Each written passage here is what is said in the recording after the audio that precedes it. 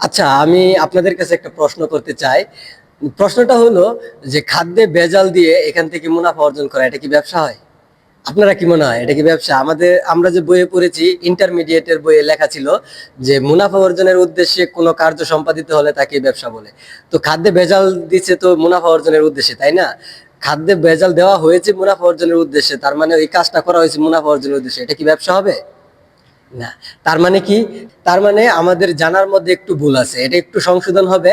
যে মুনাফা অর্জনের উদ্দেশ্যে কোনো কার্য সম্পাদিত হলে তাকে ব্যবসা বলে, এটা ঠিক আছে। তবে এটা হবে যে কোনো প্রবলেম সলভের জন্য কোনো কাজ করলে সেটাকে ব্যবসা বলে, বা প্রবলেম সলভের জন্য কোনো কার্য সম্পাদিত হলে তাকে ব্যবসা বলে।